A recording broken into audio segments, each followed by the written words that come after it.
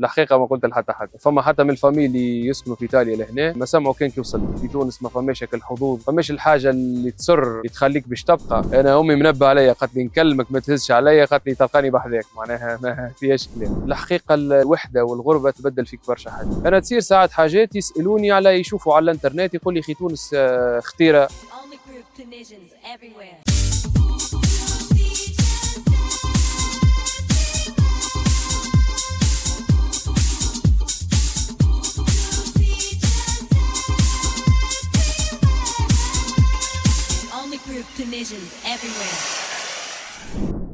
هذا البرنامج برعاية Kneehead Photography. Unique Style. عسلامة. حجري رائد 27 سنة، خريج نعم في ماستير في روما لهنا.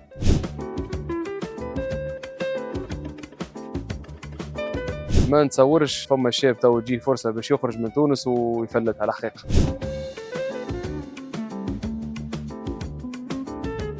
الحقيقة ما قلت لحتى حد، يعني ليلة اللي خارج سلمت على كيكوزان من الفاميل يسكنوا بحذانا وصلت تربية. فما حتى من الفاميل اللي يسكنوا في ايطاليا لهنا ما سمعوا كان كي وصلت، كي هبط السوريات خرجت نقرا يعني سي بون.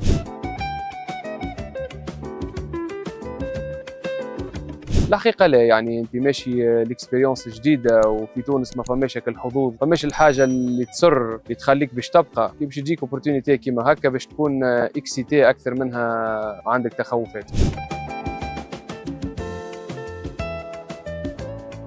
الحقيقة الوحدة، يعني إنسان كان أنطوري بالفامي بالأصحاب يجي يلقى روحه وحده بداية جديدة وما تعرف حتى شيء وش تعمل أوراق ومش تعمل خدمة، وكانت هذيك أصعب حاجة معناها، والحمد لله واحد تجاوزها تويك.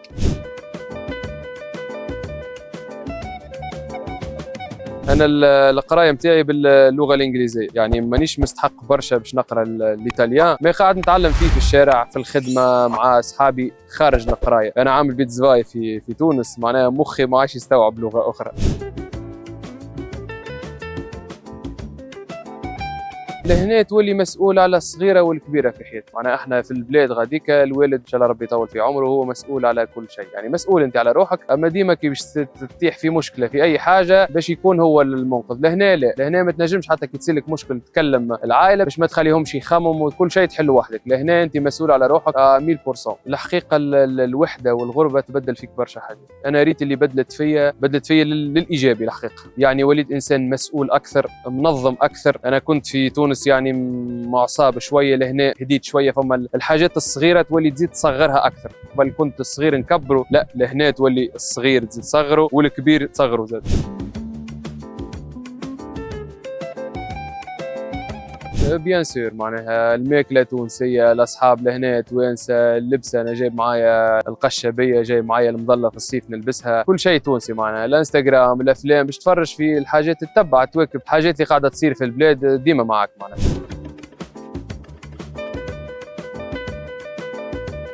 ابار التقدم والحكايات هذوكم لهنا ما يدخل فيك حتى حد، معناها كان تخمم الصباح تقوم تمشي على يديك في بلاصه تمشي على ساقيك، ما يخزر لك حتى حد، كل واحد لاهي في روحه، وهذه احسن حاجه.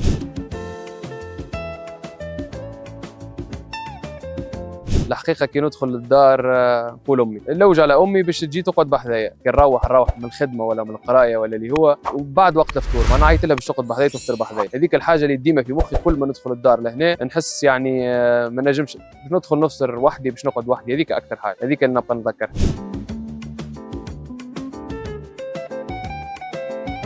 الحقيقه ديما نكلم العائله، يعني في النهار عادي نكلم امي وبابا واخويا وثلاثه من اصحابي، نكلمهم فرد نهار عادي جدا. واهم حاجه وهذه نصيحه يعني بالمناسبه للناس الكل، الصلاه معناها تخليك ديما في طمانينه، حتى كان تترمي وحدك في الصحراء الصلاه ما تفلتوهاش معناها.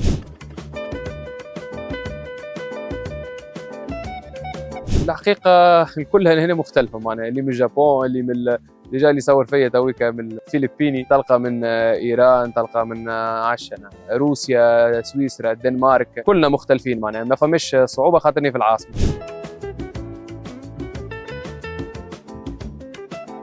بيان سور، معناها ديجا حتى جغرافيا قريبه لنا برشا، العباد كيفنا لهنا كي تسالوا يجاوبك يوصلك، يحكيوا بالعالي كيفنا، يحكيوا برشا باهين كشعب، اقرب لنا من الفرنسيس، اقرب لنا من الالمان، كشعب راهم يعني ناس باهين.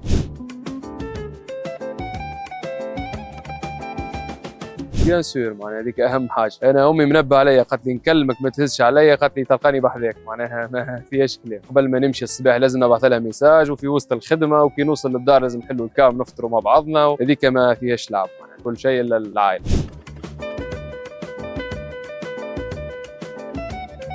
بيان سور، معناها انا مراش روحي الحقيقه نموت لهنا، مؤقته الحكايه، معناها باش الانسان يعيش يكون روحه لهنا، نهار اللي يحس اللي سي بون يعني جو سوي بلان، نجم نرجع لتونس ونجم نعمل حاجه في تونس، وقتها نروح.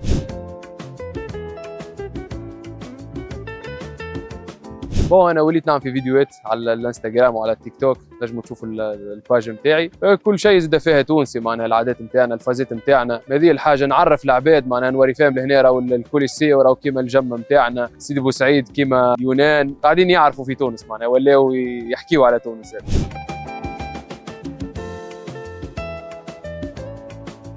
انا تصير ساعات حاجات يسالوني على، يشوفوا على الانترنت يقول لي اخي تونس خطيره، السياحه نتاعها تنجم العباد تمشي، علاش؟ خاطر الاعلام نتاعنا ولا الاعلام الخارجي قاعد يخرج في حاجات تنجم تكون غلطه، تنجم تكون اكزاجيري. احنا لا، احنا لهنا لازم كي تحكي توريهم البلايص المزيانه، تقول له اجا اذا عندك صاحبك باهي وهو لهنا دخلك لداره مثلا، ما فيها باس تنجم تجيبه لتونس، نجم توريه، تنجم تحكي لهم على تونس، تحكي لهم على البلايص الباهيه اللي عندنا غاديكا. مازالوا خاطر عندهم شويه فكره، خاصه الفازه اللي صارت في سوسه على الارهاب وكل شيء، برشا يتذكروها الحكايه. احنا لا، نقولوا لهم حاجه وتعدات، الحكايات هذوكم يصيروا في اي بلاد في العالم، دورنا بطبيعه لازمنا نحسنوا. الحقيقه فما عباد قاعده تحسن، الباهي والخايب يعني في البلايص الكل، فما عباد قاعده تحسن في صوره تونس، وفما عباد للاسف يعني قاعده تحط في صوره تونس يعني فما برشا عباد قاعده تفسد في صوره تونس للاسف.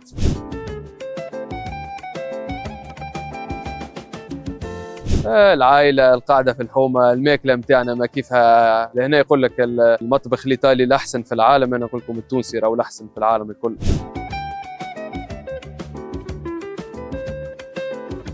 الأوروب باهية، يعني تنجم تكون روحك، تنجم تعيش، تنجم تعمل قوة لهنا، لكن للعباد اللي ما عندها حتى شيء، يعني إذا أنت في تونس نقولوا احنا بكرهبتك بدارك بصغارك ولا حتى مش معرس، معناها عندك كرهبة، عندك دار، سالير باهي، أنا نراها تفلسيفة باش إنسان يخرج من وجهة نظر نتاعي، يعني أنا ما خرجت إلا ما كنت نخدم اكزومبل في خدمة ناخذ فيه 900 دينار ولا 800 دينار، ما نجمش نعيش بها. أما إذا أنت مريقل في تونس ما نجمش ننصح.